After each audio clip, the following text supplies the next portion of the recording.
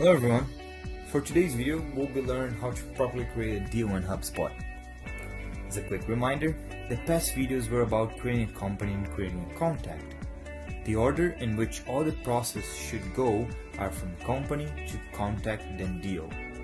Company profile is where all the information will be stored. Therefore, it is adamant that the first step is to check if the company exists or create one.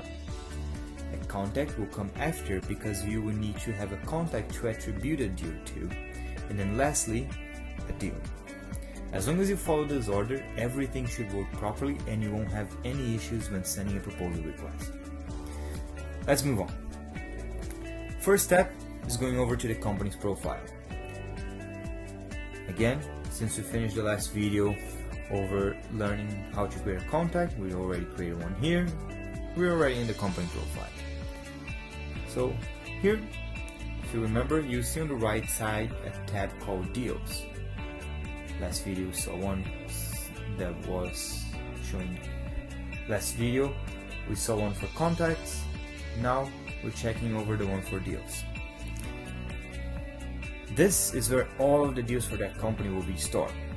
So all you have to do is create a deal. If there's already an existing deal, the button will just change to create another deal. So just come over here. The button add a deal, it's only if you want to pull up existing deals from other companies and you want to attribute to this one. You don't want to do that. So just go over here and create a deal. So a tab will open over on the right side, just like when creating a company or a contact, but this one has a bit of a different information. For the deal name, it's pretty easy. If you are from Dispatch or TMP, you want to add either UF or Go in the beginning of the name. If you're from any of the other departments, you can leave that as it is, and then the rest you just leave as new deal, and then you need to add month and year. So let's say December 19th. That's it for the name. Now the next part is one of the most important parts of the deal creation, if not the most important: the pipeline and deal stage. The first part is selecting the pipeline. This one needs to be based on your department and you need to make sure it's the correct selection. For example, Dispatch for Lower Mainland should be over here at UFGO TCP. Universal Traffic Supply will need to be UTS. Traffic Management Plans, TMP. UFGO TMP. And so it goes. So make sure when you're creating a deal, you select the correct pipeline based on your department. Let's continue. Let's just go over on UFGO TCP. The next part is the deal stage. The only way that the proposal coordinator will receive a deal request is if you mark this based on the pipeline, and both of them have to be marked correctly. So you need to make sure that the deal stage is marked as proposal requested. If you mark it as anything else or other than proposal requested when creating a deal, you won't receive any kind of notification. So make sure that it's the correct deal stage. Submission deadline, it should be the date in which you create the deal.